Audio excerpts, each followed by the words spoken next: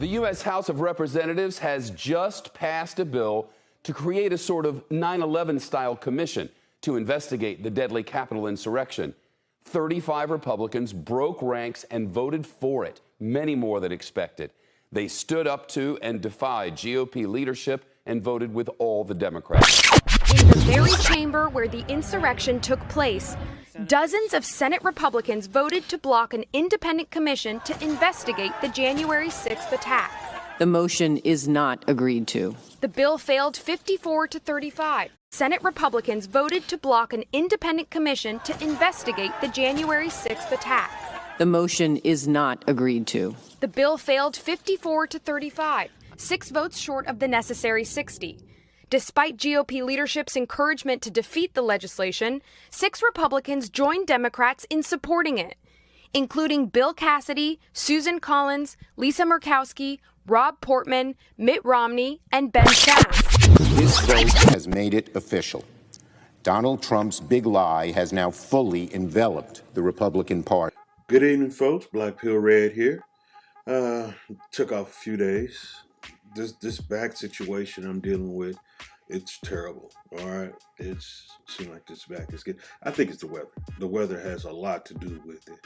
But I wanted to get back into doing some things, but because of the lack of sleep, because I can't get comfortable, I decided to take a few days off.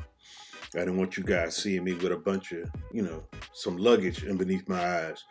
But to the subject at hand. Now, several years ago, back when Aaliyah was around, she had this song called if at first you don't succeed, try again. I think hers was called Try Again. But the quote goes back. I did a little digging. I wanted to show you guys something. Check this out. Now, it says right here, if at first you don't succeed, try again. Don't give up too easily. Persistence pays off in the end. The proverb has been traced back to a teacher's manual by early American educator Thomas H. Palmer and the Children of the New Forest by English novelist Frederick Marryat, 1792 to 1848. Originally, the maxim was used to encourage American school children to do their homework. Palmer, 1782 to 1861, wrote in his teacher's manual, "'Tis a lesson you should heed, try again. If at first you don't succeed, try again." The saying, popularized by Edward Hickson in 1803 to 1870, in his moral song, and now applicable to any kind of activity.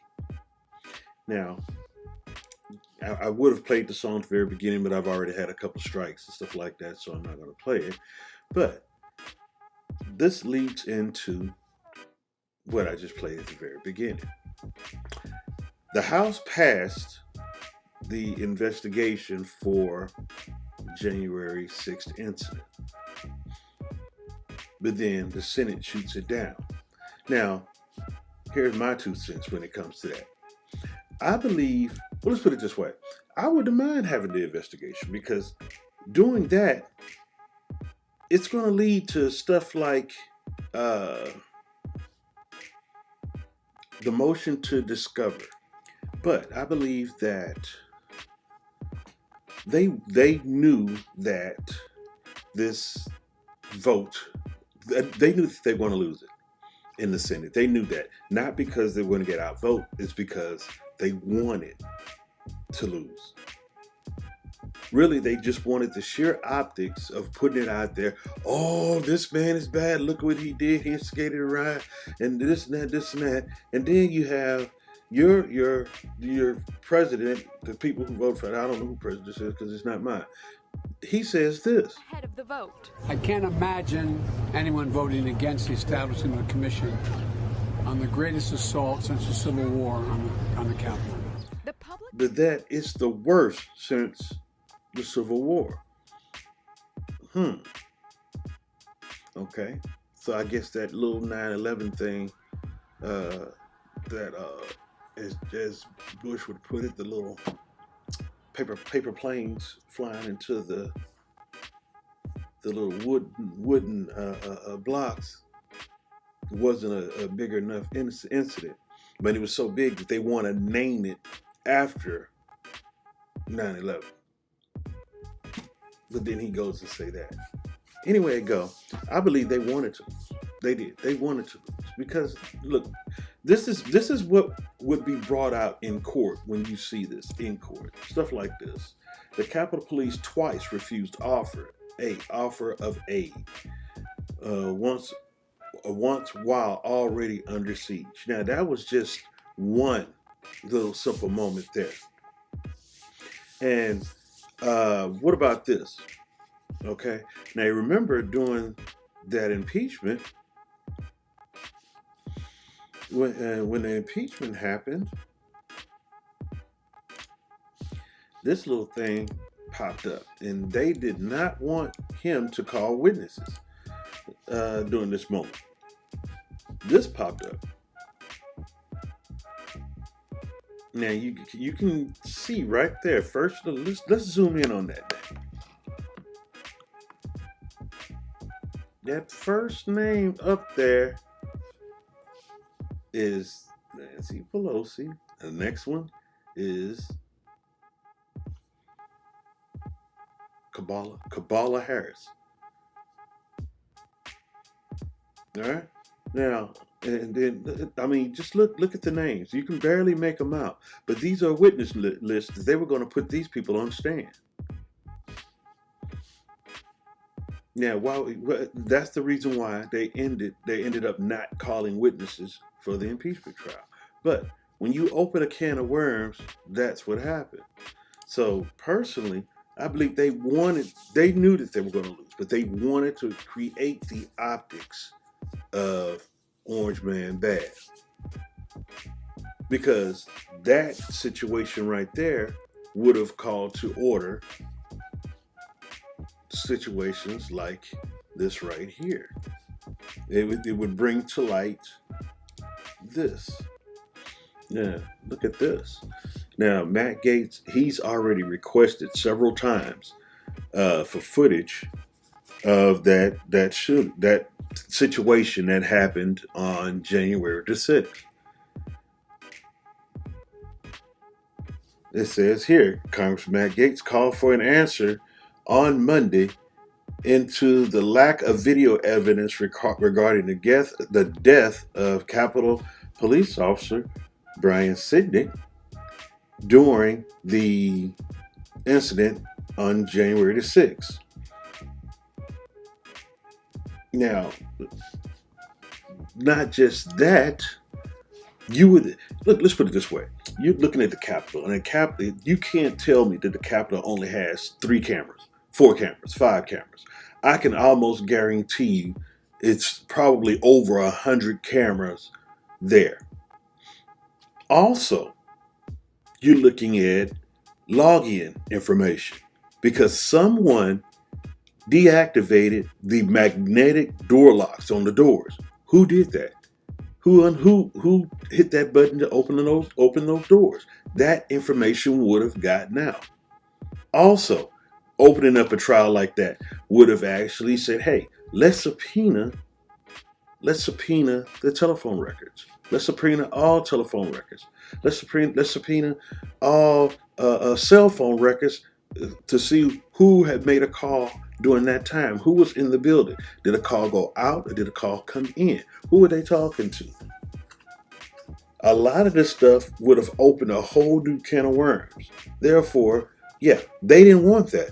I didn't mind it because that would have exposed a lot of other information that they're trying to hide.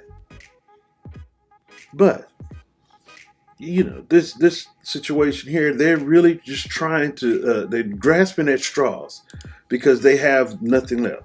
They're actually, holding a gun, just clicking right now with no bullets left in it. And and this is the type of stuff right here that would get brought up in the investigation. Stuff like this right here. It says no, Capitol security is not only Pelosi's responsibility, but she bears some. Reason why they say that? Because it is. Check out the first line. Capitol security is not solely the responsibility of the Speaker of the House. It is provided by the Sergeant at Arms of the House and the Senate by the Capitol Police. The House Sergeant at Arms reports to the Speaker of the House, Pelosi, at the time of attack. Now, this is the proper chain of command. The Speaker of Arms talked to her. Now, mind you, when asked about that, do you want any extra security or anything like that? She said no, because she was in fear of the optics. She didn't want it to look bad. And yet, they keep filing charges on everything everything they can in order to make him look bad for the optics. But she don't want to have extra security on the Capitol for probably one of the most important days that they were able to finish, that they were able to, do their counting and all the certifications, we'll put it that way. Everything was certified. They were able to complete everything. Nothing happened. Because most incidents like that, they would prevent something like that from happening. But it happened. And no one was hurt. No one was killed that day. Yet they keep telling you that someone was, but no one was that day. The young lady, I'm still having a hard time trying to, understand that these two pictures happened at the same time. All right, now, mind you, this is the young lady they said that was shot. I have the video somewhere now. I just haven't found it. This is the young lady that was shot there on the grounds. But I've seen information on the internet that said that she was not dead. Now, the officer that they said got hit in the head with a fire extinguisher, no, he went home and had a stroke the next day. And then the two other officers mysteriously decided, hey, you know what? I don't like the work that I did or the job that I did, so I'm going to take my own life. These two officers took their lives. They committed suicide. How ironic. Anyway, folks, just wanted to point that out to you because, they voted it down. They voted all of it down. My sound is a little bit too high. And voted. Let's take some sound off of that. Okay. Yeah. They voted it down. Like I said, they anticipated it being voted down. I think that they really wanted it to be voted down, but they just really wanted to use it for optics. But I have a couple of other things I want to chat about, but let me just loose this one and get started with the other one. So I'll talk to you guys later. Black Pill Red. Hey, hit that like button. Hit subscribe. And check me out on Monday. We have Money Mondays. Money Mondays coming up. We have a new guest that'll be here Monday. James Willis with the James Willis mentorship program. Just check us out Monday evening for Money Mondays. All right. Again, hit that like button, subscribe, share. I'll talk to you guys later. Peace.